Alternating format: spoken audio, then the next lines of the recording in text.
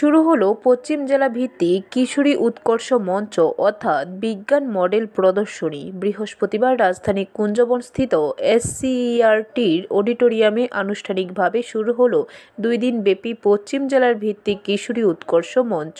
2 দিনব্যাপী কিশোরী উৎকর্ষ মঞ্চের আনুষ্ঠানিক উদ্বোধন করেন বিধানসভার মুখ্য সচেতক কল্যাণী সাহা রায়। সাথে উপস্থিত ছিলেন বিধায়ক দীপক মজুমদার, পশ্চিম ত্রিপুরা জেলা পরিষদের দায়িত্বপ্রাপ্ত জেলা সভাধিপতি বিশ্বজিৎ শীল সহ অন্যান্যরা। অনুষ্ঠানে বক্তব্য রাখতে গিয়ে বিধায়িকা কল্যাণী সাহা রায় এই বিষয়ে বিস্তারিত তুলে ধরেন।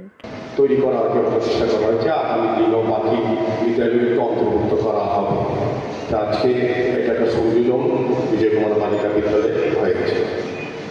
তো এটার বিষয়বস্তু সম্বন্ধে যেটা আমরা জানি যে দেশের জৈব বৈচিত্র্য, স্থানীয় জৈব সম্পদগুলিকে গুরুত্ব দিয়ে তাদের টেকসই ব্যবহার এবং সংরক্ষণের ধারণাকে বৃদ্ধি করার লক্ষ্যে এই ডিএনএ ক্লাব তৈরি করা হয়।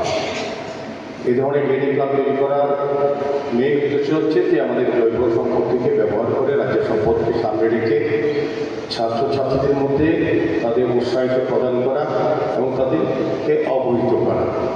তা আমাদের রাজ্যে সরকার আসার পর। ব্যুরো রিপোর্ট, খবর ত্রিপুরা।